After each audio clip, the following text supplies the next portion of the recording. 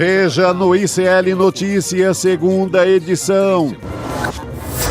Mamata das apostas. Haddad vai pra cima das bets e critica a campanha de desinformação contra o governo. Eu não vou deixar de cumprir a minha obrigação funcional com medo de um bando de canalhas que ficaram 4 anos na ilegalidade sem pagar imposto. O Pix é nosso. Após críticas do governo Trump, presidente Lula diz que ninguém vai mexer no que é dos brasileiros. Ninguém vai fazer a gente mudar o Pix pelo serviço que ele está prestando à sociedade brasileira. Mais um rolo do Ciro Nogueira. Senador participava de grupo de WhatsApp com investigados na máfia dos combustíveis. Dudu não cansa de ser ignorado por Trump. Eduardo Bolsonaro diz que vai levar denúncias contra o TSE às autoridades dos Estados Unidos. O ICL Notícias, segunda edição, está no ar.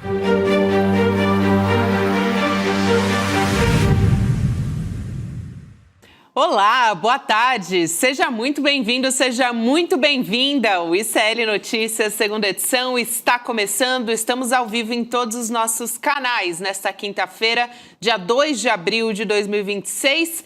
Quinta-feira com um gostinho de sexta, Chico Sá. Boa tarde para você. Boa tarde. No meu tempo, ali quando eu era muito jovem, a Semana Santa era inteira feriado lá no Ceará. Agora estamos aqui com muita honra trabalhando, vamos embora. Vamos embora. Aliás, temos visita ilustre nessa semana aqui, que é Leandro Demôrio, diretamente do Rio Grande do Sul. Ah, rapaz, eu achava que era missa de corpo presente, achei que ia entrar aqui. A gente queria, mas ele já tá com um pezinho no feriado, né? Eu tinha me preparado para cantar uma música do Teixeirinha com ele. Teixeirinha, que é da terra do Demôrio. Meu ídolo de infância também. Boa tarde, meu querido. Bem-vindo. Boa tarde, Teixeirinha. Tem uma estátua no centro da cidade aqui, Chico. Conheço. E aí, no ano passado, que você conhece, né? Que já tem a Feira de Literatura aqui, é muito famosa, né? Sim. Aliás, você veio pra feira, se não me engano, não foi? Sim. Fui na feira. É. A Feira de Literatura, Gabi, recebeu Chico Sá, Chico Buarque...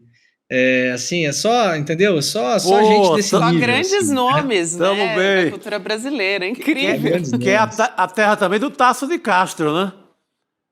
Tasso de Castro, isso, e Múcio de Castro também, né? É. A família. Aliás, o jornal fundado pelo Tasso de Castro existe até hoje, chama O Nacional, um jornal centenário, né? Um dos poucos jornais centenários do Brasil ainda hoje. E fora isso, no ano passado teve uma estátua do Bolsonaro que tentaram colocar numa praça aí, semanas depois ela foi encontrada jogada num ferro velho, então temos pelo menos uma boa notícia.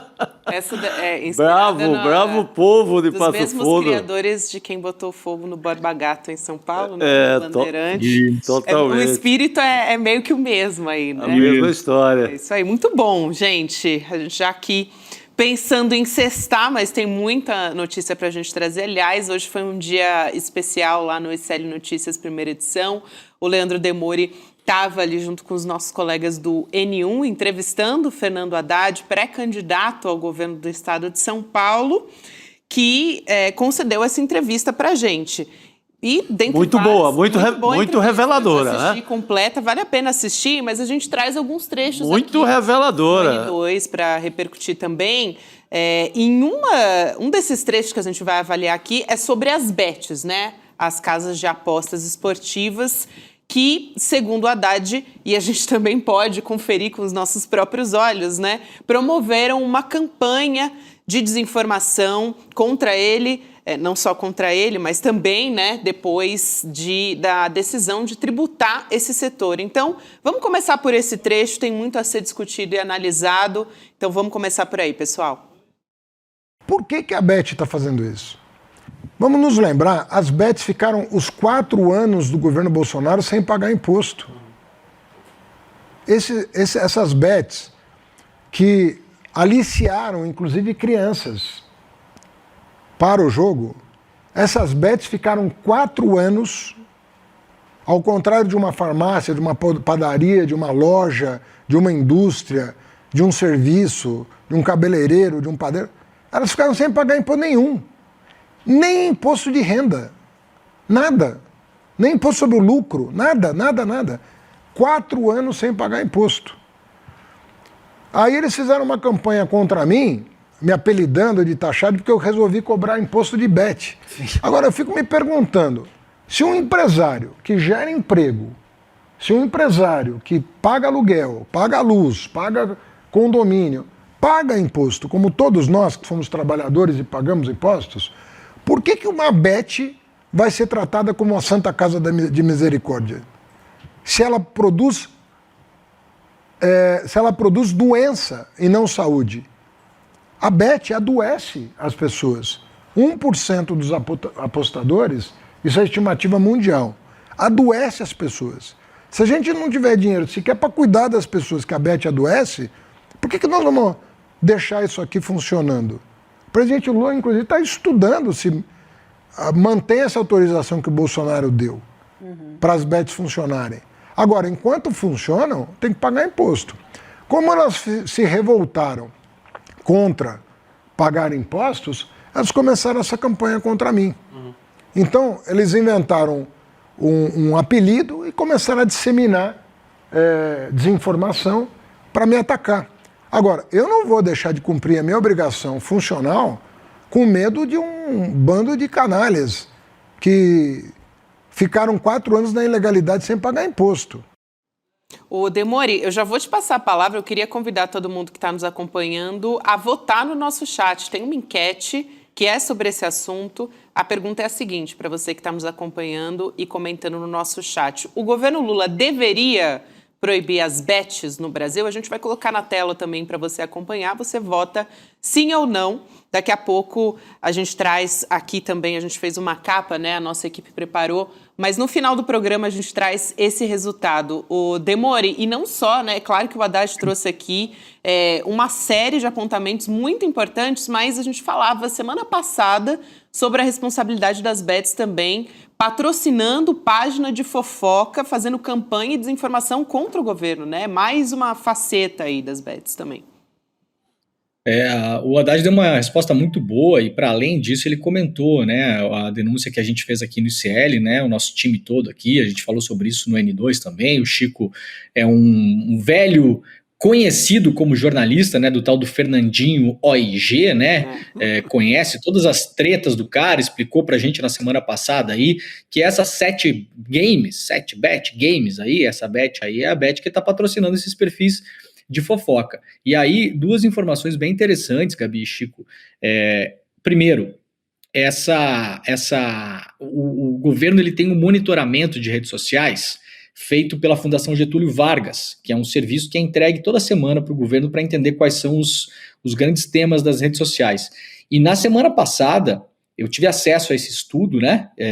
E aí, na semana passada, justamente a conta que mais teve repercussão no Brasil inteiro falando sobre política foi a conta Alfinetei, que foi justamente a conta que nós denunciamos aqui, né? Então, vejam, teve mais repercussão com os conteúdos que a gente mostrou aqui. O Haddad é um dos focos centrais desse conteúdo. E uma coisa interessante, Chico, que o Haddad falou na entrevista, logo no começo, ele deu uma pincelada, depois eu puxei de novo, ele falou que tem que ver se o Congresso aprovaria ou não, mas ele falou, inclusive, que na cabeça do presidente Lula passa a ideia, inclusive, de tentar colocar um outro projeto, né, esse ano não sei se daria tempo ainda, para, de fato, ou proibir ou limitar ainda mais as bets no Brasil. O Haddad confirmou isso para a gente hoje, mas, claro, ele falou, depende muito do Senado, da Câmara, isso está na mão deles, e o projeto deles era muito pior do que o projeto do governo. E ele deu um exemplo, Chico, que eu me lembrei na hora de um colega jornalista nosso.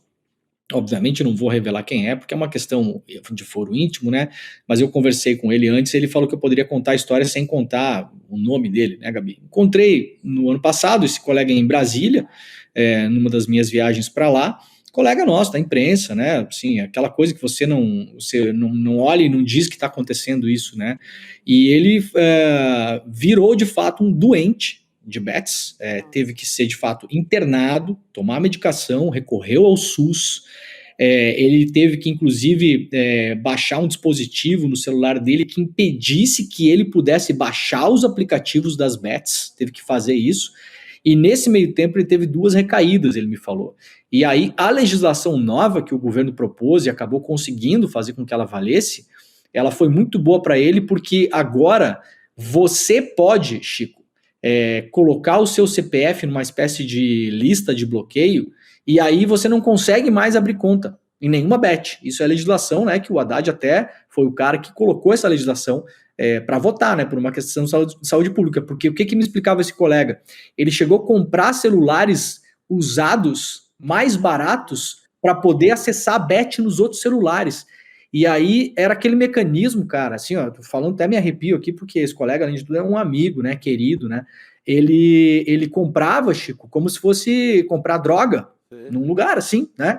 Ia com o celular para casa, baixava o aplicativo, fazia algumas apostas, depois se arrependia, batia o arrependimento, a ressaca, jogava o celular fora, porque é um cara que ficou devendo para familiares, para amigos, adquiriu dívidas gigantescas para o padrão salarial dele, e falou, cara, eu estava me sentindo assim, comprando droga ilícita, ia comprar um celular escondido dos meus familiares, aquele celular eu deixava escondido em casa, que era o celular só para eu jogar, e agora com esse bloqueio, por exemplo, não adianta ele comprar outros celulares, porque o CPF dele fica bloqueado para jogos no Brasil. Então, muito interessante esse segmento aí, Chico, sobre as bets, que o Haddad trouxe para a gente hoje de manhã no N1, nessa entrevista exclusiva para o ICL. Muito, muito Nossa, importante. que exemplo terrível, né? É terrível e a gente ainda não tem dados sobre a quantidade de pessoas. Imagine só daqui a alguns anos a quantidade de pessoas que a gente vai ter com esse perfil, né? Com alguma questão de saúde mental por conta das bets. Exato. Tem relatos, né? A Heloísa Vilela entrevistou uma mulher também, um caso que destroçou uma família por conta de um suicídio, assim. É uma coisa... E as estatísticas, saindo um pouco da saúde mental, que é o mais grave, as estatísticas já apontam assim, as bets como um dos principais fatores de endividamento das famílias. Isso. Um dos principais fatores que tiram comida, tira pão, arroz, feijão da mesa do trabalhador, ou seja, daquele trabalhador com a renda ali estourando, que só dá para comer. Então, o estrago é gigante. O adoecimento mental vem disso também, né? Um conjunto de fatores. Não dá para dissociar uma coisa da outra. Olha, a nossa enquete está no ar, viu? A nossa equipe avisou agora. Eu voto para acabar. Eu sou radical nisso. Eu voto para acabar. Mas até acabar, eu acho que a gente pode dar um tratamento igual a dar cerveja, cigarro, igual a dar cigarro, mais especificamente, que é mais radical o regramento, né? Que eu acho que deve propaganda, se vai ter na TV, que tenha depois da meia-noite ou de 11 para cima, mas que tenha todas as amarras, que até chegar a uma proibição, que eu acho que é o ideal, é que você faça como a França fez, tirou das camisas dos jogadores de futebol. Se uma criança compra uma camisa, ela não pode usar a camisa do Grêmio ou do Santos ou do Sport Recife, que tem a bet. A versão infantil não pode ter bet aqui. Então, tem que criar todos os mecanismos para... Proibição em alguns países em determinados horários também. Exatamente. A França também proibiu que o Mbappé ou qualquer ídolo deles empreste a sua imagem para fazer propaganda. Porque se torna criminoso. Se eu boto um Vini Júnior, um Mbappé, o meu ídolo na TV dizendo para jogar, isso é um crime. É gravíssimo, Chico. É muito grave. Então, tem exemplos de outros países que estão conseguindo conter um pouco, mas eu acho que o ideal é isso que o Haddad trouxe hoje como possibilidade. Que eu acho que uma grande revelação dessa entrevista também que é a ideia que o Lula estuda de acabar. Uhum. É uma das belas revelações que o Haddad trouxe hoje. É isso, a gente vai voltar depois a falar da entrevista do Fernando Haddad. Ele falou sobre vários outros assuntos importantes, sobre a taxação das brusinhas, né, que ficou conhecida nas redes sociais como as brusinhas. Depois a gente vai falar sobre isso também. Tem diversos assuntos Uma coisa que o chat tem reclamado desde ontem muito, que a enquete não aparece para eles quem está no chat. É porque está no Instituto Conhecimento Liberta. Então, você que está no YouTube, porque tem mais de um canal. Estão dizendo aqui, é só para os funcionários do ICL? É no canal do Instituto Conhecimento Liberta. Então vai lá que você vai... Aqui, matou a charada, Chikussá. Vai lá no Instituto Conhecimento Liberta, que neste canal estará disponível para você. Boa, Gabi. Exerça o seu voto. Boa. Eu quero trazer um outro assunto aqui, Demore, contigo, que é o seguinte, é sobre o senador Ciro Nogueira integrando um grupo de WhatsApp com empresários investigados por supostas fraudes no setor de combustíveis. Gente, a Polícia Federal chegou a essa conclusão, não sou eu, é a Polícia Federal, a partir de mensagens analisadas pela Operação Carbono Oculto. Esses dados foram obtidos com quebra de sigilo telemático do Aran Santiago Girão Sampaio e Danilo Coelho de Souza. Eles são alvos da investigação, por adulteração de combustíveis, fraudes comerciais, ocultação de bens e lavagem de dinheiro, aqui elencando a investigação. E essa informação saiu na revista Piauí dessa semana, que publicou até o seguinte, que o Danilo Coelho de Souza, em uma das conversas, disse que, abre aspas, o Ciro já falou que vai ajudar a gente, fecha aspas. Então, a relação entre o senador e esses investigados foi revelada numa série de matérias, né, que aqui o ICL Notícias começou a publicar em novembro do ano passado, com esse setor dos combustíveis. A assessoria de imprensa do Ciro Nogueira só repassou uma nota genérica dizendo que o senador não é investigado no âmbito da operação mencionada e em nenhum outro inquérito em curso. Essa foi a nota que eles enviaram para a gente, Demore.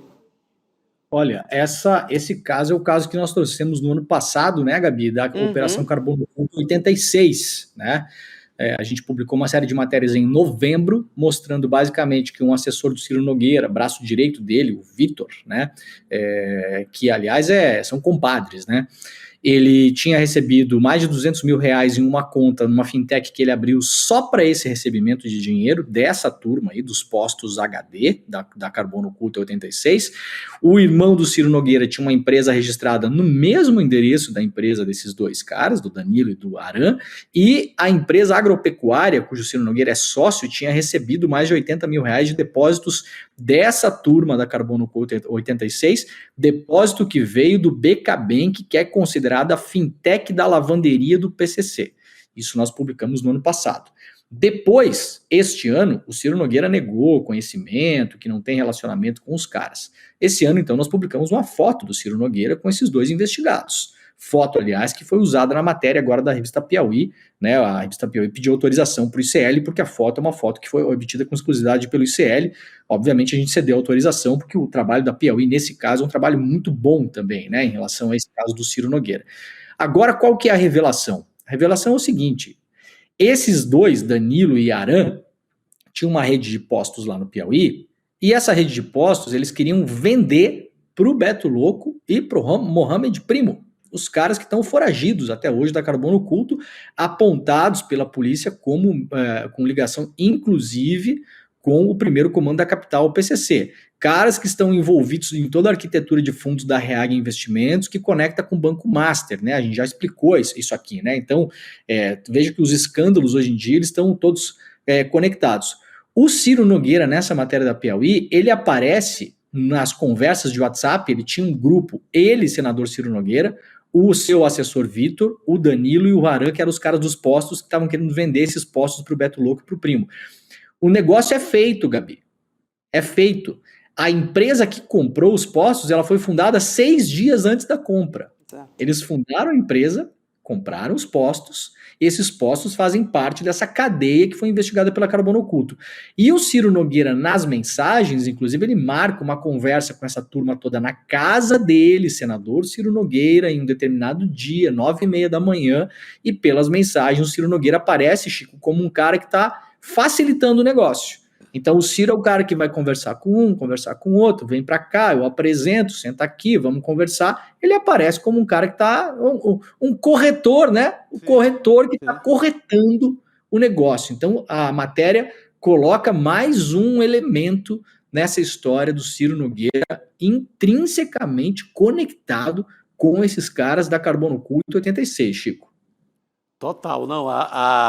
Segue a dica do piloto Matosinho que você vai bem, porque fecha todo o circuito. Esse mesmo Ciro Nogueira que vem todo esse roteiro e ele acaba mais adiante sendo o autor do projeto que aumentaria a margem do fundo garantidor do Banco Master. Então, ele gira na ciranda inteira, ele passa por Beto Louco, ele passa pela REAG e ele vai lá no Congresso, apresenta um projeto para aumentar, para ampliar o fundo garantidor, para salvar o Master. Então, ele está em todas. Aqui o Matosinho que o Chico Sá citou, né, só para lembrar a nossa audiência, aquele piloto que fez muitas dessas viagens, né, transportando essas pessoas e inclusive ouviu conversas, fez vários relatos, trouxe vários relatos aqui e a gente trouxe isso na matéria, né, nas matérias, melhor dizendo, do ICL. Eu quero trazer um outro assunto aqui que é muito importante com o Demore, que é uma resposta do presidente Lula às críticas do governo Trump ao PIX. Se é que dá para chamar de críticas, né, gente? Mas essas reclamações fazem parte de um relatório do órgão de comércio exterior da Casa Branca, o governo Trump voltando a criticar o Brasil pelo PIX, regulação das redes e também taxa de importação. A manchete está aí na nossa tela, você pode ler no nosso site também. Mas o documento está destacando preocupações dos provedores privados de pagamentos dos Estados Unidos e o presidente Lula, num evento em Salvador, disse que ninguém vai mexer no PIX. A gente tem o trecho dessa fala e já volta a falar sobre isso. Vamos assistir. Os Estados Unidos fez um relatório essa semana sobre o PIX. E ele disse que o PIX distorce o comércio internacional, porque o PIX acho que cria problema para a moeda dele. O que é importante a gente dizer, para quem quiser nos ouvir, o PIX é do Brasil. E ninguém vai fazer a gente mudar o PIX pelo serviço que ele está prestando à sociedade brasileira. O que nós poderemos fazer é aprimorar o PIX para que cada vez mais ele possa atender à necessidade de mulheres e homens desse país. Foi tema de campanha nas redes sociais, o presidente Lula fez uma postagem também que a gente coloca aqui na tela. Não é a primeira vez, né, Demore, que a extrema-direita torna o PIX brasileiro alvo, até a nossa própria extrema-direita brasileira já atacou o nosso PIX, enfim, já compartilhou informações falsas a respeito disso. Gabi, você tem dúvida que eu não vou citar o nome de ninguém para não correr o risco de difamar a pessoa sem provas? Tem dúvida que tem gente que recebe dinheiro de operador de cartão de crédito para detonar o PIX? Eu não tenho dúvida nenhuma. Zero. É um negócio. Gente, a gente viu gente recebendo dinheiro do Banco Master para detonar o Banco Central. A gente viu isso. Está comprovado, aliás. A gente está vendo página de fofoca recebendo dinheiro de bet para detonar o governo Lula e qualquer outra coisa. Você acha que não tem aí, Gabi, negócio por trás disso? De gente recebendo dinheiro de operador de cartão de crédito para detonar o PIX? Mas assim, ó, eu não vou nem respirar para pensar nisso, né? Agora, eu tenho informações importantes, Gabi. Posso trazer aqui? Claro, por favor. Por favor. Tá, olha só. Eu tenho falado desde o ano passado com alguns negociadores do setor privado e do setor público brasileiro, principalmente do MDIC, que é o Ministério do Alckmin, né? E pessoas dos setores que foram negociar nos Estados Unidos, setor de etanol, celulose, aço, né? Aços planos, aços longos, enfim. Vários setores inicialmente interessados nas tarifas. O que eu consegui falar com uma pessoa ontem? O que ela me trouxe, né? A resposta dela, ó.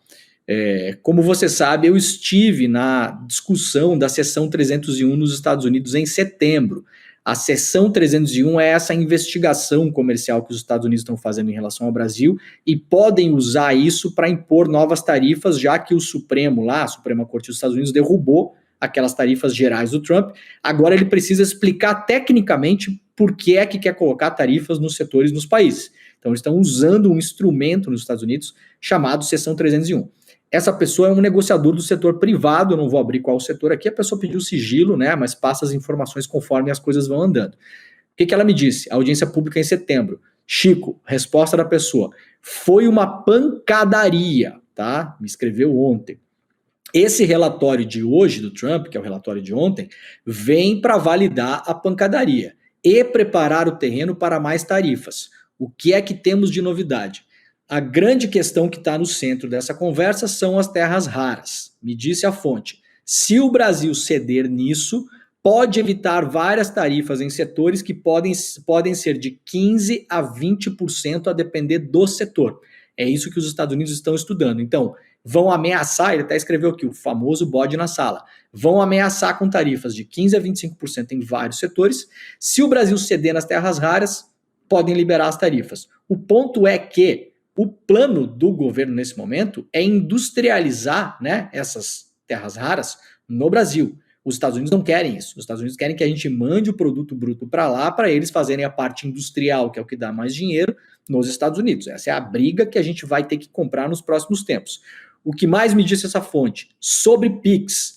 Tem grande impacto nas empresas americanas que deixaram de ser o principal meio de pagamento para muitos brasileiros. Vamos nominar Visa, Credit Card, Mastercard e outras, né? O Pix tomou conta.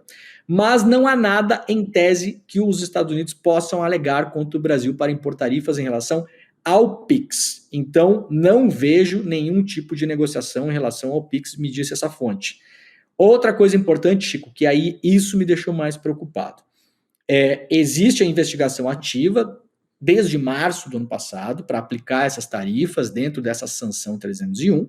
E aí a questão é o seguinte, PCC e Comando Vermelho, questões sobre enquadrar organizações criminosas como terroristas. Esse é o tema que está mais maduro neste momento e deve ser anunciado em breve pelos Estados Unidos. Isso aqui não é uma informação dizendo que será anunciado. Isso aqui é uma informação de um negociador de um setor importante da economia brasileira, um setor privado, que está negociando isso desde o ano passado, foi para os Estados Unidos, relatou para mim a negociação como uma pancadaria e me escreveu isso ontem. Ó, isso avançou e frase dele, esse tema está maduro, é o mais maduro, né, enquadrar as organizações criminosas Comando Vermelho e PCC como terroristas e deve ser anunciado em breve pelos Estados Unidos. Isso é uma bomba na eleição, Chico. Uma bomba. A gente tem que estar muito de olho no que vai acontecer nas próximas semanas, meu camarada. Nossa, isso é bomba atômica, né? Sobre o país inteiro. É bomba que define uma eleição, né? É muito sério essa parada.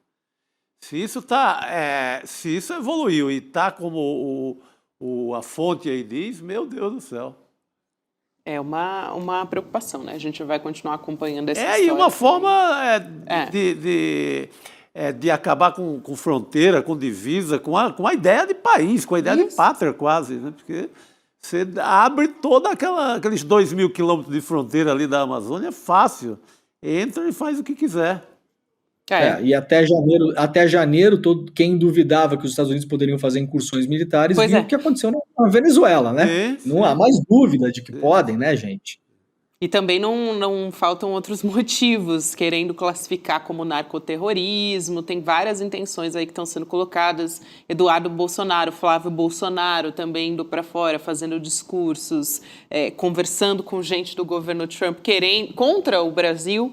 Então, enfim, tá colocada aí, né, gente, a disputa e tem muita gente jogando baixo também nessa disputa. Agora, Demore, a gente está falando aqui sobre fronteiras, eu acho muito oportuno você estar aqui nesse momento, porque vamos ter um documentário na semana que vem, a estreia de um documentário, já dá para dizer que é na semana que vem, né, porque é domingo, não esse agora, que é feriado, no próximo Vai para a China, Eduardo, já tivemos da Argentina, de Cuba e agora da China, que eu acho que não tem um momento mais oportuno do que esse para falar sobre China, né? Com essas movimentações geopolíticas todas que dizem respeito à China também. Exatamente, tudo isso tem a ver com a China, né, Gabi? Claro. Imprimes, como se diz, não tem a ver com o Brasil, tem a ver com a China, né? A China hoje ela processa 80% das terras raras do mundo. Essas terras raras são metais, né? Que fazem os semicondutores, então para produzir geladeira, televisores, carros, maquinário, equipamento hospitalar, né? Tudo coisa que a gente não vê depende de terras raras.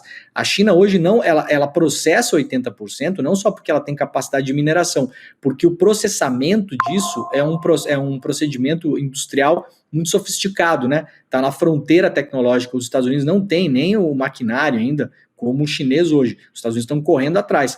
Para isso, eles precisam do Brasil. Então, o Brasil é a vaca leiteira dos Estados Unidos para competir com a China. A questão dos Estados Unidos não é o Brasil. A questão dos Estados Unidos é a China. A China agora, eu acho que até esse ano ainda, né, e a gente vai ver muito disso do documentário, porque a gente conhece muito pouco a China, né? A China, esse ano ainda, a gente vai ver exemplos parecidos, vai inaugurar uma fábrica, uma máquina, que tem a capacidade de produzir os chamados nanochips, que são os chips praticamente, né, invisíveis a olho nu. Eles são feitos numa impressora, Gabi. A TMC, que é a empresa que produz chips lá em Taiwan, ela é a empresa que tem essa máquina, né, a máquina mais avançada do mundo. A gente está falando de uma máquina do tamanho, assim, de um estádio de um campo de futebol, tá? Uma máquina. Isso é uma máquina, não é a fábrica. Essa é a máquina, é a parada, assim, gigantesca, enorme, assim, tá na ponta da fronteira tecnológica, e a guerra dos chips. Eu até tenho um livro sobre isso aqui que eu tô lendo aqui, ó, até sugiro que as pessoas leiam, né, com leitura crítica, claro, porque tem uma visão um pouco mais ocidental, digamos assim, né, aí, ó, a guerra dos chips, né, a batalha pela tecnologia que move o mundo. Hoje quem produz chip, galera, quem tá mandando no mundo, né, chip ou sem chip, hoje não se faz nada, né, então a China é o alvo dos Estados Unidos. O Brasil, o Brasil está sendo usado pelos Estados Unidos. O Brasil é a vaca leiteira dessa história. Então, vendo o documentário, a gente vai entender o lugar do Brasil no mundo e, aliás, o lugar estratégico que a gente ocupa, né? Então, convidar a galera, todo mundo aí, icln2.com.br, só fazer sua inscrição, seu ingresso digital gratuito. Vai ser o terceiro filme da trilogia. Vai para Cuba. Aí o Edu foi para Cuba, né? Vai para Argentina, então. Foi para Argentina, vai para Argentina, caralho, aliás, que é o melhor nome de todos, né? E agora vai para a China, vai ser o último filme dessa trilogia. Sugiro que todo mundo faça inscrição agora, que é muito rápido, colocar seu e-mail, apertar um botão e tá garantido. É isso aí, Demore. Acho fundamental a gente trazer essa discussão nesse momento. O Demore falou da China, né? Em primeiro lugar, o Brasil tem a segunda maior reserva do mundo. Não é por acaso que... E o Brasil não cai nessa história, essa historinha de ser o fazendão do minério e mandar o negócio bruto. Isso. Tá na hora de ter sabedoria e fazer o chip, né? E o governo está de olho nisso também. Tá. Falando em Terrabras e tudo mais. Sim. Muito bom, Demore. Bom ter você aqui com a gente nessa quinta com gosto de sexta-feira. Bom feriado para você. Semana que vem a gente se vê. Valeu, meus amados. Boa Páscoa. Valeu, semana que vem estou com vocês. Beijo. Beijos. Boa noite, querido. Páscoa Valeu. pra você também. Rodrigo Viana tá chegando aqui, hein? Para conversar com a gente. Continuar falando sobre a entrevista que o ex-ministro Fernando Haddad concedeu ao N1 hoje. E tem, assim, eleição, tem muita coisa. Pode tem chegar muita coisa. aqui. Aí, no caso, não vai para Cuba, não vai para China, nem vai para Argentina. Vai, Corinthians! Ontem foi uma tragédia. 3-1 para o Fluminense. Eu não quero falar sobre isso. É muito ruim. Falar sobre isso. Vamos falar de assunto importante. Não sei, vocês ficam andando com a bola para coisa de futebol. Cara, tava reclamando. Eu não sei mais o que fazer aqui. Todo mundo reclamando que não tem a enquete, que não consegue responder. Ou seja, tá todo mundo querendo responder a enquete. Mas não está conseguindo? Não tem mais no chat. Então vai lá para o Instituto Conhecimento Aí Liberta. tem gente que não está encontrando lá e tal, mas vamos achar. Provavelmente porque está assistindo pelo outro canal. A gente transmite o Miceli em vários canais. Tá vendo? Mas é no canal do Instituto Conhecimento Liberta que você lá consegue tem enquete. votar Lá na enquete. Não tem erro, acabei de votar aqui. Rodrigo, eu quero Diga. trazer aqui mais um trecho da entrevista do Haddad ao N1. Muito boa. Falando sobre a questão aqui do conservadorismo no estado de São Paulo, mas falando das melhores administrações que São Paulo já teve, que foram as progressistas. Na capital. Diz o Haddad. Isso, a gente vai assistir aqui um trecho, ele fala do conservadorismo de uma maneira geral. Mas né? as administrações que ele diz foram na capital. É, porque Também. a esquerda nunca governou o estado de São Isso. Paulo. né? Exato, mas a gente teve Erundina. Teve São Paulo, 3 teve o administrações, Haddad. né? A Erundina, a Marta e o Haddad. Isso. E o PT administrou várias cidades, né? Do interior paulista, cidades grandes até, Isso, né? exatamente. Ribeirão Preto, Campinas, São Franca, Carlos. São Carlos, Santo André, São Bernardo do ABC. Então a gente teve a Atlas Intel com o Haddad mostrando uma força maior Sim. nas intenções de voto. A gente vai assistir ao trecho dessa fala repercutindo o ex-ministro Fernando Haddad. Vamos assistir. Se a gente for temer dialogar com quem pensa diferente, nem é bom disputar, entendeu? A verdade é que a política se faz com a construção de novos consensos, de novas possibilidades, entendeu? Eu entendo que há um conservadorismo histórico, mas eu entendia também, em São Paulo, antes da eleição da Erundina, as pessoas diziam que nunca um partido progressista ia ganhar São Paulo. E assim, muito francamente, as melhores administrações de São Paulo foram as administrações progressistas, que deixaram um legado, deixaram as finanças em ordem, deixaram uma visão de futuro para a cidade. Pega a minha administração, o plano diretor, as obras que foram licitadas no meu tempo. Se você pegar o grau de investimento que o São Paulo obteve, foi a primeira vez, foi na minha gestão. A renegociação da dívida da cidade foi na minha gestão. Tudo isso aconteceu e São Paulo já teve 3 administrações progressistas, né? Em 2022, eu ganhei na região metropolitana, não só na capital, mas na região metropolitana, por 55 a 45, e fica o desafio político de conversar com o público do interior. Eu achei. É isso aí. O grande desafio do Haddad é esse. Aliás, essa pesquisa última mostrou, de novo, ele ganhando na capital, como já foi em 2022, e ele ressalta, não foi só na capital, ele ganhou Região metropolitana. no cordão aí do antigo ABC Paulista, Osasco, Guarulhos, etc. O Haddad ganhou do Tarcísio em 22. Isso. Ganhou bem no ABC, na capital, Osasco, Guarulhos, mas perdeu feio no interior, né? Uma diferença maior, e aí o Tarcísio tirou a diferença no interior paulista. O grande desafio é como dialogar com o interior paulista conservador. Né? Mas nessa Atlas o Tarcísio está com 49 e o Haddad com 42. Uma diferença bastante pequena. É uma diferença abaixo do que deu na eleição de 2022, que Isso. o que é um bom indicativo, né? Tem muito disputa. chão para ser trabalhado. O Haddad ele que sofreu muito com a comunicação, uma comunicação negativa feita, inclusive pelas bets, como ele fala agora, financiado pelas bets. Ele começou a desmistificar algumas dessas coisas, inclusive aqui no programa hoje, que é a questão da taxa das brusinhas. Ele explicou muito Vamos bem, eu falar achei sobre isso excelente. também. Nós vamos falar mais para Vamos, frente? Mas que mostra que são coisas, batalhas que o governo perdeu, o governo Lula perdeu na comunicação, mas que não está perdida para a eleição. Você pode esclarecer agora, né? Exato. tem essa Eleição oportunidade você vai agora. ter palco para esclarecer tudo isso. Falando em batalhas, gente, eu queria trazer aqui o nosso convidado, mas também um primeiro assunto que a gente vai conversar com ele, que é a Secretaria de Comunicação Social está planejando veicular nas próximas semanas campanhas publicitárias apontando ações sociais do governo e em defesa do fim da escala 6x1. Em paralelo, o governo deve, tá estudando enviar para a Câmara dos Deputados um projeto de lei com pedido de urgência para tentar acelerar essa discussão sobre a redução da jornada de trabalho no Congresso. Tem uma proposta de emenda à Constituição já em análise pela Comissão de Constituição e Justiça da Câmara, mas a base do governo avalia que um projeto de lei pode acelerar esse trâmite. E a avaliação dentro do Planalto é que essas medidas não estão chegando ainda com tanta clareza ao eleitorado. O ex-ministro Fernando Haddad, também pré-candidato ao governo de São Paulo, criticou a postura do Tarcísio de Freitas, que declarou recentemente que para cuidar do trabalhador tem que cuidar do empresário. Teve essa declaração também, né? Acho que vale a pena a gente assistir mais esse trecho e na volta já vamos voltar aqui com Orlando Calheiros. Vamos assistir. Eu não dispenso fazer conta. Tem que fazer conta, né? O próprio presidente pediu para a área econômica, inclusive para técnicos do Congresso, avaliarem com o cuidado devido. Mas o presidente está convencido de que nós temos um caminho a trilhar nesse campo.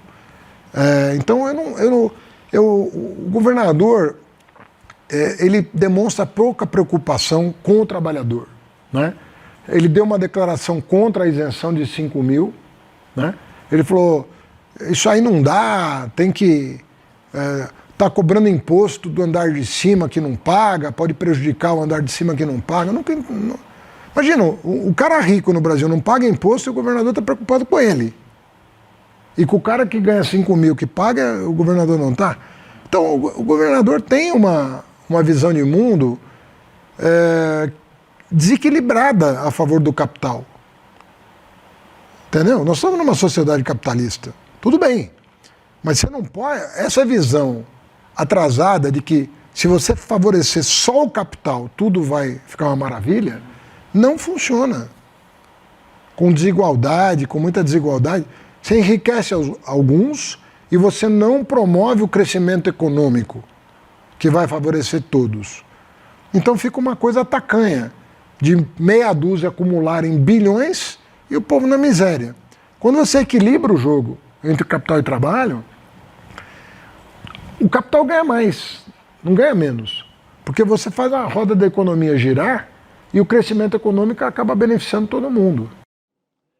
Aí já voltamos com Orlando Calheiros, antropólogo, escritor. Boa noite para você, meu querido, bem-vindo. Boa noite. Boa noite, Gabriela. Boa noite, Chico. Boa noite, Rafael. Rodrigo. Desculpa. Orlando, imagina, eu queria aqui repercutir contigo, claro, a gente trouxe essa fala do Haddad demonstrando, né, falando sobre essa pouca preocupação, para dizer o mínimo, do Tarcísio com o trabalhador, mas também essa avaliação do Planalto de que essas informações, que essa comunicação precisa chegar melhor para a população. Queria ouvir sua avaliação sobre isso também. É o famoso antes tarde do que mais tarde, né? Porque, assim, é algo que eu e várias pessoas falamos, sei lá, pelo menos há 10 anos ou mais, né? Como o campo progressista, que ali no começo dos anos 2000, né, foi uma vanguarda da comunicação e da ocupação das redes, né, acabou perdendo o bonde da história. Ali a partir de 2010, 2011, acabou ficando para trás e acabou tendo uma postura muito retrógrada no que diz respeito a se comunicar com as pessoas. Continuou apostando em modelos centralizados, no momento em que as redes sociais pulverizaram a comunicação, e hoje, assim, às vésperas do campeonato, né, as eleições começam a perceber que não basta você ter ações de comunicação porque acaba não chegando na ponta. Você não tem uma estratégia segmentada, você não tem estratégias de presença, porque as pessoas acham que fazer comunicação ainda, hoje, é fazer postagem em rede social. Você não tem ações concretas, você não tem interlocutores locais, enfim. Eu fico, por um lado, feliz de ver que o governo tem esse diagnóstico e, por outro lado, preocupado para tentar entender qual vai ser a resposta que ele vai ter, faltando o quê? 6 meses para as eleições, é isso, né? Uhum. 6 meses para as eleições. Assim, como é que você vai construir essa rede de comunicação? Não é uma coisa que você constrói de uma hora para outra. Assim, só para... Rapidão, assim... Por exemplo, todo mundo fala da campanha de 2018, quando o WhatsApp teve um papel fundamental, né, na eleição. Os grupos de WhatsApp, né, que o Bolsonaro estava, eles não se criaram do nada. O Bolsonaro apostou, pelo menos desde 2016, quem acompanha a política sabe que o Bolsonaro rodou o país, batendo na porta de igreja de esquina, batendo na porta de célula, batendo na porta de associação de pequenos comerciantes, e aí criava um grupo de WhatsApp com os caras, e esses grupos locais de bairro começavam a criar grupo com outras pessoas. Isso tudo foi se espalhando. Isso tudo foi muito invisível para a política tradicional e para a comunicação tradicional, né, até ser tarde demais. Lembra daquela história toda? Bolsonaro bateu no teto. Quando começar a campanha eleitoral, ele vai derreter. O Alckmin apostando nisso, o próprio Haddad apostando nisso, e não aconteceu. Então, eu acho que a gente está vendo agora, e isso é uma coisa, inclusive, fica muito claro em algumas pesquisas como a Atlas Intel, que tem segmentos inteiros da população com o qual o governo não está dialogando. Né? Uma faixa de renda de 3 a 5 mil e adolescentes, né? Jovens adultos ali que acabaram de entrar no, né? Provavelmente vai ser o seu primeiro voto. Então, assim, essas pessoas que apresentam a maior taxa de rejeição do governo. Então, o que está acontecendo ali? Por que o governo é impopular? Por que o governo não consegue se comunicar com essas pessoas? Né? A gente fala muito dos evangélicos, mas eu acho que a gente tem que refazer essa equação para vários grupos. Né? Por que a gente não consegue se comunicar com esses grupos? Até isso que o Orlando fala, né, me remete àquela estratégia que foi propagada lá pelo Olavo de Carvalho de estar em todos os lugares, né, ocupar os espaços de guerra cultural, de internet, enfim, é uma estratégia da extrema-direita e do bolsonarismo. Que o Gramsci, né, o italiano marxista, dizia os aparelhos privados de hegemonia, né, quer dizer, a política não se fazia só nos partidos e nos sindicatos, dizia o Gramsci. Mas nos países mais desenvolvidos, e isso vale também hoje para o Brasil, se fazia nos aparelhos privados de hegemonia. Então, na escola, na cultura, associação de bairro, né, que não são os aparelhos oficiais, aparelhos no sentido de as instituições e tal. E a extrema-direita passou a fazer isso com muita... Nas redes, né? E agora? Nas redes, mas também nesses outros espaços, né? Nas igrejas, nos clubes, etc, etc. Sim, não era a partir de um post, era a partir de uma reunião, de um encontro, de uma praça lotada. Aí daquilo você vai gerando uma rede. Porque não você mostra que está se comunicando com o país inteiro. Porque é falsa a ideia de que eles só estão nas redes sociais. Não é verdade. Eles estão também nesses locais de organização. Assim, o post da SECOM, ele pode até ajudar, mas não resolve nada, ele não comunica. O post da SECOM, o Pix é do Brasil. Isso. É lindo, tá, foi feito hoje à tarde. Mas, gente, se não tiver o cara lá na praça pitando seu cigarrinho, o Pix é do Brasil, tem que ser de lá do banco da praça para cá. Mas eu acho que ajuda você ter... Não, é necessário. É necessário, mas não é necessário, mas não é suficiente. Não é enraizado, né? Tem que ter uma cadeia, como fosse ali uma transmissão. Agora, a pergunta que eu me faço, até voltando para a fala do Haddad e o que a Gabi trouxe, que o governo agora está apostando num projeto próprio de acabar com a escala 6:1, né? 6:1. Havia uma grande expectativa, Orlando, na aprovação do projeto que passou de isenção até R$5 mil, de isenção do imposto de renda. Parece que não bateu lá na ponta. Né? Até agora não bateu. Você mesmo falou, uma das maiores dificuldades do governo é dialogar com quem ganha entre 3 e 5 mil reais, que no Brasil é chamado de classe média baixa. É a classe trabalhadora, mas não é o pobre que depende de programa social. Né? É o pobre assalariado que às vezes trabalha na informalidade. Ou não, ou tem emprego e aí. Mas será que agora apostar tudo na escala 6:1, no fim da escala 6:1, vai mexer com as pessoas, tem esse condão? Porque a isenção até 5 mil reais não teve esse resultado que o governo esperava, né? Não teve, assim, por vários motivos, né? Acho que um deles é entender, por exemplo, a taxa das brusinhas pegou muito pior, porque ali você está incidindo sobre hábito de consumo, que esse é outro ponto que foi ignorado. Inclusive o Haddad tem uma das falas mais infelizes sobre isso, quando ele fala, eu só compro livro na Amazon. Né? Então, assim, tem uma questão ali que é justamente você entender quais são os hábitos de consumo, qual é o hábito, o que forma essa classe, o brasileiro que hoje ganha de 3 a 5 mil, como ele vive. Fica já o barulho da minha cachorra, que já daqui a pouco vai virar uma conhecida do canal, né? Vem cá. Ela não vai querer agora. Ela vai dar um latido daqui. É sempre complicado. Ela quer participar da nossa conversa também. Ela quer participar. Porque tá chovendo, ela tá com medo. Vem cá. Aqui em São Paulo estava agora há pouco também armando uma chuva. Deixa ela participar, viu? Não tem problema não, Orlando. Aqui a gente é pet friendly também. Acho que ela fugiu agora, na hora da explicação do Orlando. Mas essa pergunta é importante, né, Rodrigo? Porque no final do ano passado a gente falava sobre o peso que isso teria nesse ano, que quando batesse lá na ponta... Um impacto maior, né? Um impacto maior, né? Mesmo considerando assim, que as pessoas estão endividadas, que não está sobrando dinheiro, mas é um baita impacto no contra-cheque, no olerite, chame como a sua região chamar aí. E não teve até agora. Você não tem essa voz dessas pessoas comunicando que houve um pequeno alívio no seu bolso. Você não tem nenhum desses personagens, eu não vi ainda. Não enraizou, não veio, não foi comunicado isso. É isso, o Orlando estava falando também. Pode continuar. Tô aqui com a minha cachorra, voltou, né? Aqui, dá um oi pra eles, Tupi. Então, esse é um dos problemas, né? Porque, assim, eu sou um antropólogo de formação. Então, eu acho que a gente tem que entender a classe social, né? As pessoas que ganham 3 e 5 mil, não é uma questão abstrata. Não é só um número, não é só uma faixa de renda. É uma população que se comporta de uma maneira distinta de quem ganha menos e distinta de quem ganha mais. Né? Você tem que entender sobre onde que essa população está sendo asfixiada e aí pensar medidas para, de certa forma, ganhar a simpatia dessa população.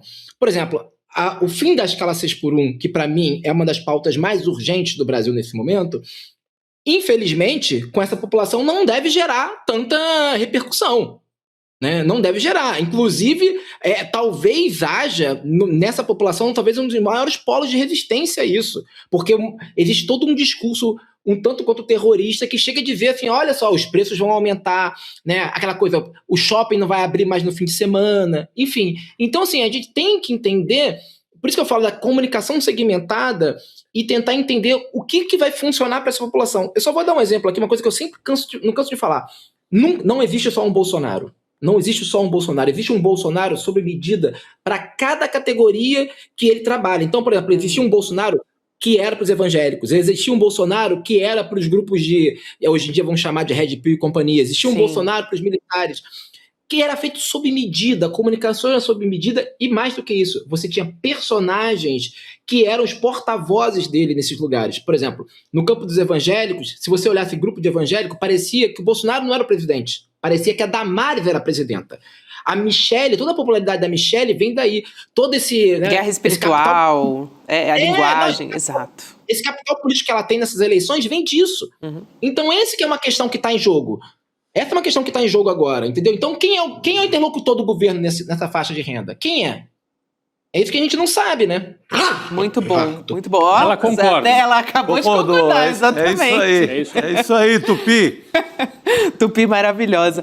Eu quero aproveitar esse gancho para até trazer a outra questão do noticiário aqui, que foi o Eduardo Bolsonaro dizendo que ainda não desistiu de pedir ajuda ao Trump. Acho que isso está muito claro, né? Nunca voltou ao Brasil, continua lá tramando contra o próprio país.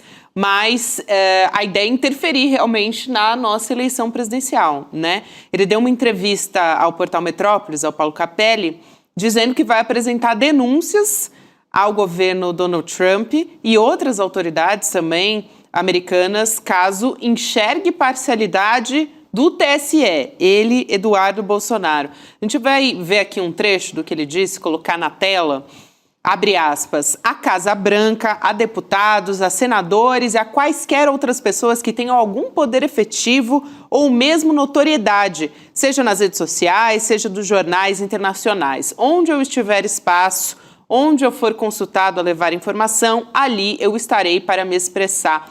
Está muito alinhado com aquele discurso do Flávio Bolsonaro na CEPAC também, falando de uma interferência nas nossas eleições. Então, o objetivo é esse, né? Também não é muita novidade para ninguém, mas começou, de fato. Estão colocando isso... Ele só coloca de forma mais direta. Vai questionar, vai seguir a mesma ladainha do pai em 2022, questionar as urnas, vai levar isso para o TSE, a mesma história. Que não deixa de ser uma ameaça para uma figura que já é réu. E ele vai ter um TSE mais afinado com o bolsonarismo, que é o TSE do Cássio e do André Mendonça. Do Cássio e do André Mendonça. Então, eles podem ter realmente uma repercussão gigante nisso e aceitação de questionamento. Na votação lá, eles ainda perdem. Você viu que no caso do Cláudio Castro, acabou sendo 5-2 pela cassação, né? Mas você ganha em todas as liminares. Você já faz um estrago na eleição. Sim. Chega a liminar na mão do Cássio, autorizado. Tira do ar o vídeo do Lula, por exemplo. E muitas vezes o presidente é que toma essa decisão, né? Liminarmente. Né? Ou proíbe o comício em tal lugar. Então você ganha, se você ganhar 2 liminares por semana, você mata a eleição. É perigoso mesmo. Então, na verdade, é a gente que devia estar denunciando o risco que os setores democráticos correm na eleição. Exatamente. Então, eu acho que é uma espécie de vacina, já que a extrema-direita... Além de seguir o manual, né, que toda eleição eles já contestam por antecipação, o Trump fez isso na outra, o famoso stop the count, né, quando ele começa a perder, ele manda parar a contagem. E você mantém a fama de antissistema também, né, com isso. Você mantém a fama de antissistema e, ao mesmo tempo, é uma espécie de vacina, né? Se o TSE fizer alguma coisa a favor deles, fica estranho, porque eram eles que estavam denunciando, né? Então, é para gerar confusão, é para manter esse assunto também e para agitar a base política deles, que acredita nisso, né? Nessa coisa desse discurso antissistema. Mas é grave, né? Eles estão sinalizando que, se precisar, vão de novo rezar para pneu na frente de quartel se perderem a eleição, não é isso, Orlando? Eu acho que tem uma coisa aí também que, por exemplo, aí permite a eles fazer uma coisa que o pai não fazia, porque o Bolsonaro pai centralizava toda a comunicação nele. Então, ele, ao mesmo tempo, era o sujeito que contestava, né, isso. O Flávio não vai fazer isso.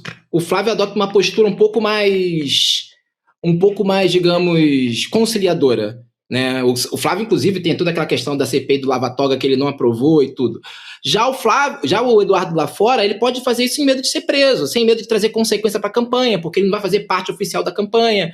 Então, toda essa linguagem suja de contestação do STF, de contestação do sistema eleitoral, agora pode ser feita de um lugar muito mais seguro. E aí você mantém, de um lado, a base mais radical regimentada, e do outro lado, né, uma base, porque o Flávio vai fazer essa coisa, Flavinho Paz e Amor, né, que tudo indica que vai ser o alinhamento da campanha. Então, assim, eu acho que isso, inclusive, gera digamos, uma estratégia mais difícil de ser barrada dessa vez, sabe? Sim. É isso. Eu até quero... Aqui a gente está falando do Eduardo Bolsonaro, teve provocação ao Alexandre de Moraes também. O Eduardo comentou o pedido de investigação sobre aquele vídeo que ele teria gravado e enviado para o Jair Bolsonaro durante o evento da direita, do CEPAC, lá no Texas. O Bolsonaro, o pai, né, o Jair, está em prisão domiciliar e, por determinação do STF, não pode ter acesso a redes sociais. Tem diversas medidas cautelares que ele não pode descumprir. E também o Eduardo Bolsonaro, em entrevista sobre isso ao Paulo Capelli, em tom de desafio, que quer que o ministro do STF faça a intimação. Então, o objetivo é esse também, né? Desgastar, de alguma maneira, a imagem do STF também fazendo esse desafio. Manter vivo esse conflito com o STF é muito interessante para o bolsonarismo. O Flávio não vai ser esse agente, o Flávio não vai... cabe um soldado mais para fechar o STF, vai fazer ali uma campanha em tom cordial e o irmão... Terceiriza para o irmão, né? O irmão detona para o enfrentamento ao STF. Eu acho que é assim. E aí, se perder, eles têm o discurso de questionamento. Se ganhar, eles já ganham na ofensiva para pressionar o Supremo com possível impeachment de ministros do Supremo, interferência total no Supremo. Então, essa acho que é a tática que está bem desenhada aí para a gente nessa eleição. Sem o risco de ter a campanha anulada, né? Que seria se o Flávio já encabeçasse isso, né? Que é o que acontece com o Bolsonaro, né? O Bolsonaro faz toda aquela movimentação, não, dessa vez não é isso. Dessa vez, quem está fazendo... só meu irmão, mas meu irmão mora fora. Está falando por ele. Apesar de que o Flávio Bolsonaro falou sobre as terras raras, né? Então não dá assim para tirar totalmente o corpo fora do... Não, falou das terras raras, mas ele pessoalmente até agora não questionou as O STF. O TSE... Mas falou em intervenção. Falou da eleição? Falou em intervenção dos Estados Unidos nas nossas eleições. Indiretamente sim. É isso.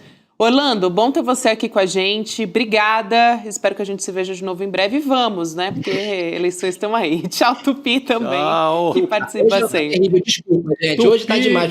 É que ela gosta do N2. Ela gosta. Ela gosta de participar junto com a gente. Tá chovendo, então ela tá terrível. Tchau.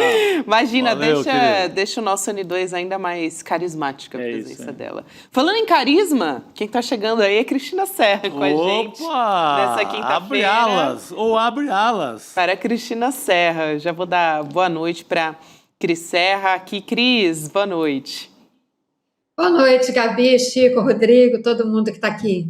Boa noite. Ô, Cris, agora há pouco falamos que a gente traria um trecho a respeito das brusinhas, né? Do Haddad falando da taxação.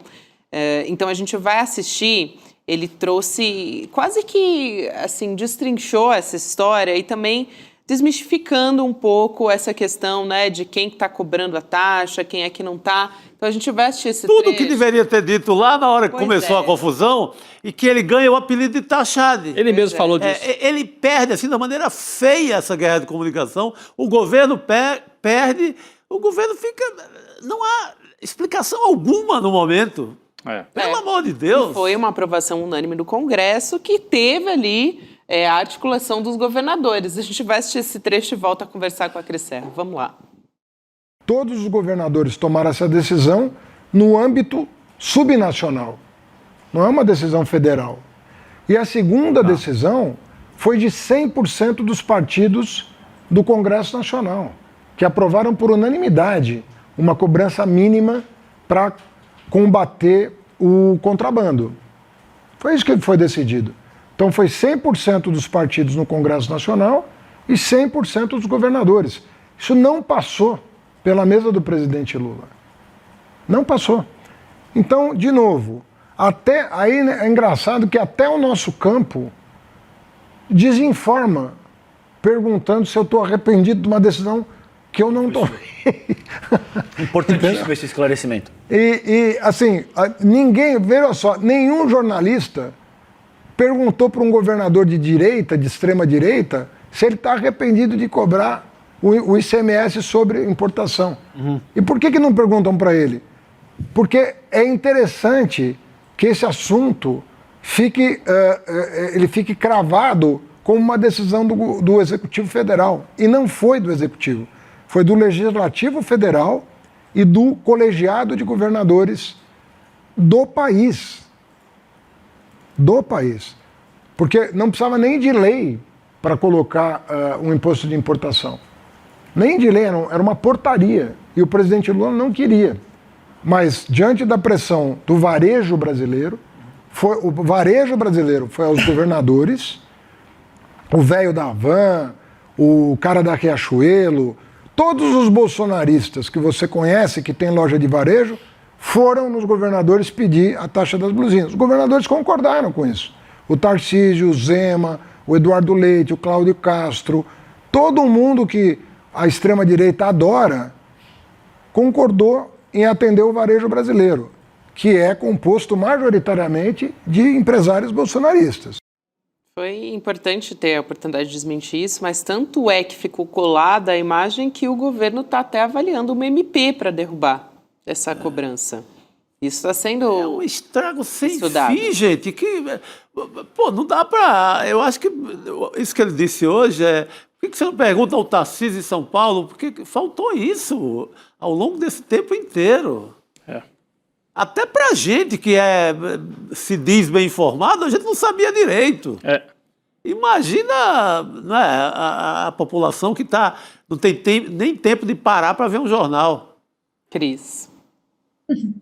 Olha, de fato, eu acho que isso põe em evidência várias coisas, mas fica muito claro que tem aí um problema de comunicação, né? Por que esclarecer isso só agora? Isso não poderia ter sido esclarecido antes? Porque a explicação dele hoje de manhã no ICL é cristalina. Pressão do varejo, que estava perdendo. O varejo, né, os empresários varejistas, comércio, vão até os seus governadores, que pressionam no Congresso pela aprovação da medida, que não é do governo federal, é dos governadores, atendendo a um pleito de empresários do comércio, né, segundo agora dito pelo ministro, ex-ministro, candidato, bolsonaristas. Por que isso não foi dito antes, né, com toda essa clareza? Aí, a gente pode aqui especular um pouco, enfim, imaginar alguns cenários. Nós temos, na época, um Haddad ministro da Fazenda, né, e agora um Haddad candidato ao governo do estado de São Paulo. Claro que isso exige comportamentos e uma comunicação diferente, né? Ele, como ministro da Fazenda, talvez por alguma sensibilidade política, alguma questão sensível que estivesse também sendo discutida no Congresso, enfim, alguma outra questão, teria que ver o calendário político daquela época, tenha sido discreto com relação, né, a essa taxa das blusinhas que acabou pesando sobre as costas dele e do governo federal e do presidente Lula. Como agora, né, não tem mais não é mais ministro, obviamente, e como candidato fica mais à vontade para explicar certas questões. Agora, é o que o Chico falou há pouco, o prejuízo está feito, né? Porque colou essa imagem do Tachad naquele momento. Isso é muito ruim, né? E ele agora, claro, como candidato, já percebendo isso, já está partindo para uma política de comunicação mais ofensiva, dando nome aos bois, botando os pingos nos is. Antes tarde do que nunca. É isso. Eu até quero virar um pouco a página aqui, trazer um assunto internacional. Agora há pouco, Cris, a gente falava sobre esse contato dos Bolsonaro, do clã Bolsonaro com o Trump para tentar uma intervenção no Brasil, nas nossas eleições. Mas eu quero falar especificamente sobre o Trump, mais uma fala, né? As falas do Trump sugerindo estender o conflito do Irã, que impactaram os mercados ao redor do mundo, deixando os investidores mais cautelosos. Essa declaração ele fez durante uma coletiva na Casa Branca e tem aqui um trecho que nós separamos, a nossa equipe separou sobre essa fala. Vamos assistir. Vamos atacá-los com extrema força nas próximas 2 a 3 semanas. Vamos levá-los de volta à Idade da Pedra, onde eles pertencem. Enquanto isso, as discussões estão em andamento. A mudança de regime não era nosso objetivo. Nunca dissemos mudança de regime. Mas a mudança de regime ocorreu devido à morte de todos os seus líderes originais. Todos eles estão mortos. Foi um pronunciamento, né, do Trump na Casa Branca, uma fala, e o preço do petróleo aumentou, o valor do dólar também, as bolsas de valores caíram nos Estados Unidos, na Europa e na Ásia. E no Brasil a situação foi diferente, o movimento foi diferente. O Ibovespa subiu um pouco, puxado justamente pelas empresas de petróleo que acabaram se beneficiando dessa alta lá fora. Mas ele joga com as palavras, né, Cris? Todos os dias, essa semana, a gente falava sobre negociações com o Irã e agora já muda de novo a história. Enfim. Ô, Gabi, só antes de passar para ele joga com as palavras e com os mercados. Claro. Né? Porque a fala dele de ontem, eu estou rindo, mas é gravíssimo, né? Jogou o petróleo de novo para cima. E quem estava sabendo do que ele ia falar pode ter ganho muito dinheiro, né? Mais cedo, nos mercados lá. Logo isso vai aparecer nos Estados Unidos. E então tem, de um lado, o Trump sempre operando o mercado ou permitindo que amigos dele operem o mercado, porque as falas dele fazem subir e descer o petróleo dependendo do que ele falar. E a outra coisa é essa história de mudança de regime no Irã. Não teve mudança de regime no Irã. Você matar o dirigente não quer dizer que o regime mudou. Você matou os dirigentes. No caso da Venezuela, eu acho que é um pouco diferente. A gente tem visto que a presidenta que ficou ali, não houve uma mudança de regime, mas houve uma mudança na forma de tratar os Estados Unidos. Mas no caso do Irã, acho que não dá para dizer. É mentiroso isso, é simplesmente uma mentira. Gente, o Irã se preparou a vida inteira exatamente para isso, para ter uma possibilidade de... Eles são capazes de mudar uma chefia de setor assim em 2 minutos. Pode matar um por minuto que não vai alterar nada. Não precisa procurar no LinkedIn quem vai ser o próximo dirigente. É diferente ali do regime do Maduro, ali numa casta que era você leva o Maduro, leva tudo. É isso. Sem contar que ele está falando do líder supremo, né? Está falando do presidente também. Cris.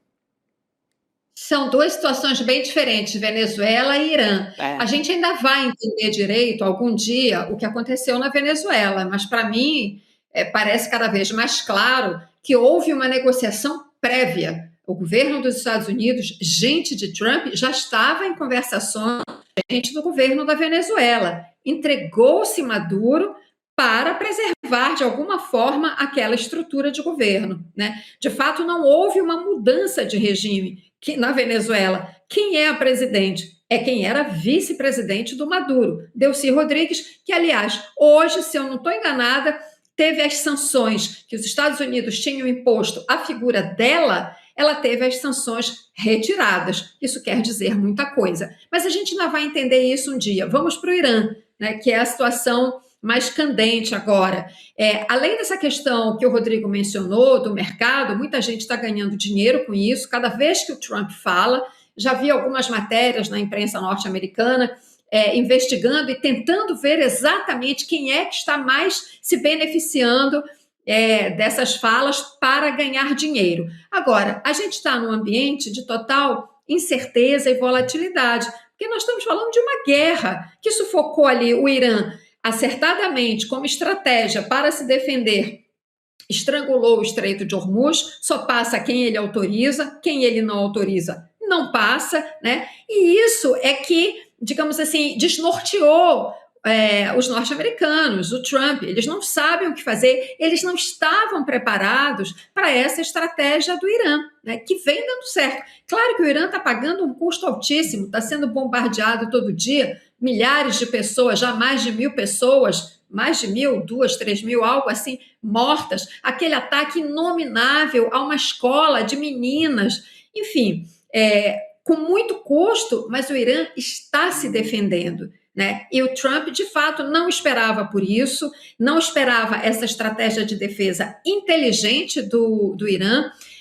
De fato, ele disse, já houve mudança de regime. Não houve, tanto é que a estratégia de defesa do Irã continua, né? Não basta matar algumas pessoas na liderança, né? Eles têm uma escala hierárquica que consegue seguir adiante com a estratégia previamente desenvolvida, né, estabelecida, já se preparando de antemão para essa guerra. Eles sabiam que seriam atacados em algum momento. E para encerrar, uma fala que me chamou muito a atenção, uma frase, uma expressão que o Trump usou que me chamou muito a atenção e que mostra a prepotência, a arrogância. E por isso os Estados Unidos erram tanto na sua relação com outros países, que é considerar os outros incivilizados. Ele diz, vamos devolvê-los à idade da pedra a qual eles pertencem. Nada mais enganoso. O Irã é originário, origem no Império Persa, um império milenar que resistiu historicamente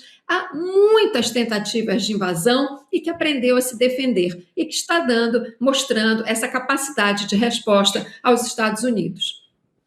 Nossa, em matéria de civilização não dá nem para comparar, né? Não dá nem para começo. Se você pegar em tudo, né? Da literatura, a matemática, qualquer campo que você for, é um exemplo, talvez um dos maiores da humanidade de civilização. Sim. O Irã. Aí você usa uma expressão preconceituosa dessa, meu Deus, que erro. Não dava para esperar menos. É aquela coisa de achar que nós somos a civilização. Né? Claro. A história do orientalismo, né, do Eduardo Said. O Ocidente cria uma imagem de um Oriente incivilizado ou menos civilizado para justificar a sua superioridade moral e intelectual, que nada mais é do que uma operação ideológica para justificar por que o Ocidente, aí sim, é o centro do capitalismo nos últimos 500 anos, mas não da história da humanidade, né? Nos últimos 500 anos, o capitalismo, seja na Europa, seja do outro lado ali nos Estados Unidos, dominou. E aí você cria toda uma, né, você tem uma construção ideológica para dizer assim, lá é o Oriente, como se fosse uma coisa assim, os orientais, né? Primitivo, né? Primitivo. Essa é a ideia. A ideia do orientalismo, vale sempre a pena a gente lembrar aqui. Sim, Né? muito Muito bem bom, lembrado. muito bom. A gente está falando do Trump e agora há pouco falando do clã Bolsonaro, Cris. A deputada Luciene Cavalcante, que é do PSOL, ela acionou a PGR para pedir apuração de possíveis crimes de atentado à soberania nacional e atentado à integridade nacional também por conta daquela fala das terras raras, né, brasileiras, dizendo que são a solução para os Estados Unidos. Uma fala que o Flávio Bolsonaro fez durante aquela conferência conservadora nos Estados Unidos. E nessa notícia crime, a Luciene aponta que as declarações revelam nítido alinhamento subserviente a interesses estratégicos de potência estrangeira, que traduzindo aqui, né, para todo mundo, é um entreguismo, no fim das contas. Então, talvez não fique por isso mesmo essa declaração do Flávio Bolsonaro, que, aliás, usou ali alguns termos e está tentando colar essa imagem, né, limpar a imagem dele e trazer uma imagem de moderado. De moderado não tem nada essa fala, né, Cris? Gabi, eu assisti essa fala do Flávio Bolsonaro, ela é terrível, terrível. Ele tenta, de fato, construir uma imagem que não vai resistir na campanha eleitoral, mas ele tenta construir uma imagem moderado, coisa que não existe, né? Porque o pai dele não é, os filhos não são, né? Mas, enfim, ele está tentando construir essa imagem, mas ele não consegue, né? Porque é da natureza, está no DNA, entendeu? Então, o discurso dele, sim, ele tem um caráter entreguista absoluto. Eu até estava procurando aqui, eu anotei várias frases de tão chocada que eu fiquei, com o tom subserviente, submisso, sabe? Aos Estados Unidos, colocando o Brasil, dizendo, eu eleito presidente, o Brasil está à disposição dos Estados Unidos, né, para entregar o que nós temos, né, de valioso do ponto de vista estratégico hoje, né, os minerais críticos, entre eles as terras raras, né, sem esses minerais não haverá expansão da indústria digital, da inteligência artificial, e junto a isso, ele falou uma mentira atrás da outra. Ele disse que a eleição do Lula teve a ingerência do governo Biden, que botou dinheiro aqui dentro, teria botado dinheiro aqui dentro para eleger o Lula. Ou seja, ele bota em dúvida a eleição passada, a eleição do Lula, e levanta de uma forma, obviamente, ele tenta, aquela construção da frase, né, que é feita de uma forma que, se alguém for criticá-lo e eventualmente tentar puni-lo, né, ele diz, não foi bem isso que eu disse. Mas, para mim, ficou muito claro. Ele já levanta a possibilidade de acontecer alguma coisa nessas eleições, porque ele diz assim, se os votos forem bem contados, agora ele está falando já da próxima eleição. Então está muito claro, desde já, o interesse de tumultuar o processo eleitoral, de botar em dúvida, caso ele não seja eleito, né? E, por último, um terceiro aspecto muito, muito, muito perigoso do discurso dele foi de associar as facções criminosas, né, associá-las ao terrorismo. São coisas completamente diferentes. Facções criminosas, como o PCC, Comando Vermelho, são crime, puro e simples, né? É gente que pratica crimes para ganhar dinheiro. Organizações mafiosas. Terrorismo é uma outra coisa, que não quer dizer que não cometam crimes, mas está associado a uma questão ideológica, política, etc. São coisas diferentes, têm que ser tratadas pela legislação, pelo Estado, público, de maneiras diferentes. Agora, esse discurso dele, associando facções com o terrorismo, é exatamente música para os ouvidos do Trump. É isso que o Trump quer, é isso que em algum momento, né, pode dar origem a algum tipo de ação militar, né, uma ação de sabotagem da CIA, que historicamente está cheio aí na história da CIA e dos Estados Unidos. Então, Flávio Bolsonaro, né, abre caminho já com esse discurso, né, para uma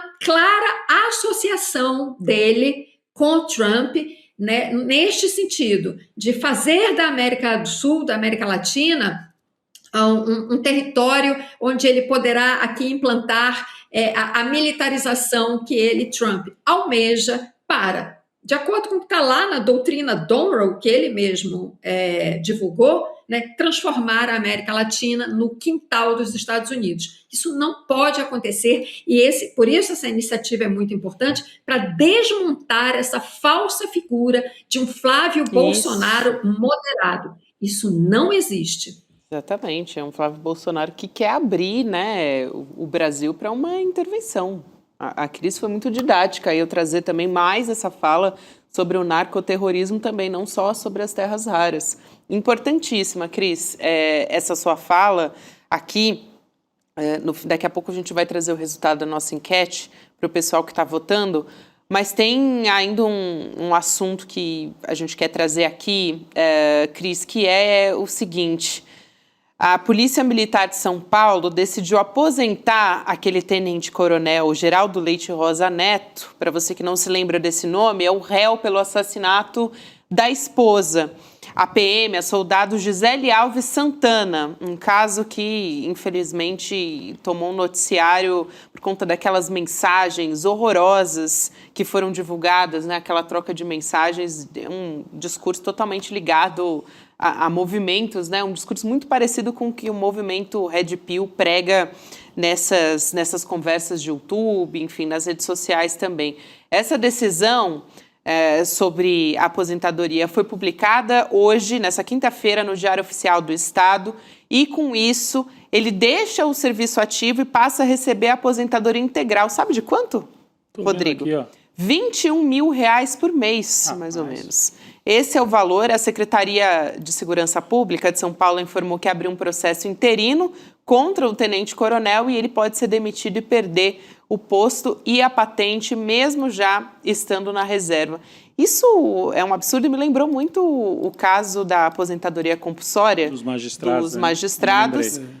Por exemplo, aquele caso do TJ de Minas Gerais, aquele desembargador, o Majid Nawef Lawar, que tomou aquela decisão a respeito de uma menina.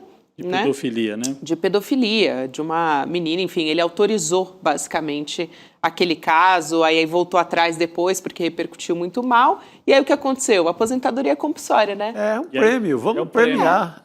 E no caso do PM parece igual, né, Cris? Foi premiado com aposentadoria e Cris, recebido com um abraço, né? Quando foi preso na cadeia, parças, pelos né? os parças, pelos colegas. Um assassino, né? Um assassino, um feminicida premiado com uma aposentadoria integral concedida com uma rapidez inédita. Impressionante. Em uma semana, normalmente esse é um processo que demora algum tempo, mínimo, pelo menos alguns meses. Em uma semana ele consegue.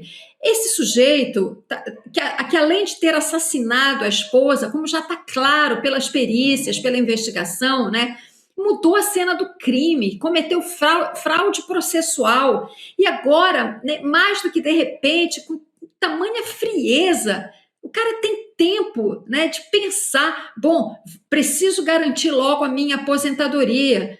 Gente, que coisa macabra isso, né? Esse sujeito, ele tinha que ser expulso da corporação a bem do serviço público, perder patente, perder posto e perder essa aposentadoria integral. A polícia militar mostra, mais uma vez, né, o seu espírito de corpo, né? Como ela protege os seus, né? Aquilo que a gente viu no abraço, que a Gabi mencionou, a gente vê, de uma certa forma, né, o abraço refletido agora nessa aposentadoria integral concedida com toda essa rapidez. É isso, né? Infelizmente, né, a Polícia Militar de São Paulo dando este péssimo exemplo. Bom, claro, é importante dizer, a Corregedoria abriu um processo, né, ele poderá sim, a gente espera que ele perca a patente, né? Mas, enfim, de qualquer maneira, essa concessão rápida de aposentadoria integral é mais um tapa na cara da sociedade, como se diz hoje em dia, sabe? Cris, e num momento assim, que é crucial, que a gente vem falando sobre os casos de feminicídio, que há um aumento também da divulgação, claro, né? Quanto mais as mulheres se conscientizam, mais a sociedade se conscientiza, mais esses casos aparecem. Não é de hoje que temos feminicídios, mas há uma explosão desses casos, desses números cada vez mais graves. E ver uma notícia como essa, né? No meio a tanta repercussão, é realmente um escárnio. Não só com as mulheres, mas com toda a sociedade, né? Que recado que você está dando para essas você vítimas? Pega o governo de São Paulo, o governo do Tarcísio, é o governo que está assim, mais do que patente, que deixou de gastar verba para combater o feminicídio. Ele deixa de gastar, porque ele acha que não é um problema. Desmontou as políticas às poucas que haviam, né? Sim, ele desmancha tudo. Aí é dentro dessa mesma estrutura que esse sujeito é premiado, com R$21 mil. É o recado que você dá para toda a sociedade e também para as famílias das vítimas, né? Enfim. realmente, essa notícia desce assim, até de uma maneira a me revirar o estômago, assim, Cris. Realmente a gente já não aguenta mais falar sobre isso, mas precisamos falar porque, enfim, estamos em ano eleitoral e é necessário que, enfim, candidatos, pré-candidatos a governo do estado, o governo federal, precisam levar a sério essas políticas. É preciso investir, né? Sim, investir e apoiar também o serviço para que essas mulheres sejam protegidas. Obrigada, Cris. Importante ter você com a gente. Obrigada por essa fala sempre. Valeu, Cris. Obrigada, pessoal. Bom feriado para vocês. Boa Páscoa, querida. Excelente feriado também para a Cristina Serra, que ficou com a gente aqui até o final, Rodrigo. Eu prometi que eu ia trazer o resultado da nossa enquete. Opa, vamos ver se meu voto deu certo aí. Bets, né? Foi uma fala muito forte na entrevista do ex-ministro Fernando Haddad. Ainda não me acostumei. Pré-candidato ao governo do estado de São Paulo, o Fernando Haddad. O governo Lula deveria proibir as bets no Brasil. Esse é o resultado. Você votou no nosso chat do YouTube. Sim, 95%. Não 5%, Chico. Tá vendo? Não, meu voto é isso aí, 95%. Tem que acabar, cara. É uma desgraça para saúde mental, para a mesa das famílias, para tirar dinheiro da comida. E para a economia brasileira, né? Quando você pega a Associação dos Supermercados, dos donos dos supermercados, preocupados com isso, é porque o negócio é grave. As pessoas não conseguem fazer nenhum crediário para comprar algo útil para casa porque estão devendo já para as bets, né? Então você atrapalha o giro da economia brasileira também.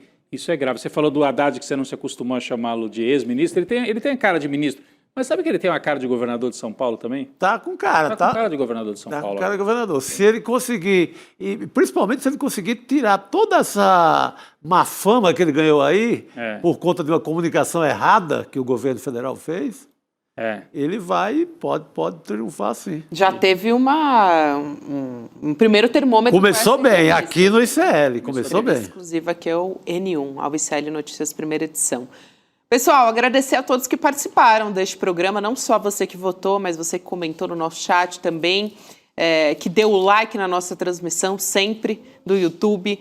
Cláudia Fernandes, Helena Lima, Márcia Batista, Margarete Gomes, Douglas Neves e toda a nossa audiência que ficou com a gente até o final nesse pré-feriado.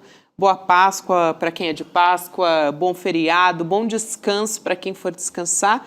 E a gente está de volta na segunda-feira, não é isso? Opa, é isso aí. Boa Páscoa. Boa Páscoa, pessoal. Aproveitem. Aproveitem, pessoal. Até a próxima. Boa noite. Turma, olha só essas cenas do nosso documentário sobre a China. Bora conhecer uma das empresas de tecnologia mais bombadas da China? Vem comigo conhecer a Deep Robotics. Our robotic dog has many applications. They can entertain people, take care of old people by monitor his condition. They can help the people to prevent their home from stealing. The robot can patrol and inspect for a certain residential area or inside the factory to check if there are any potential fire is just happened.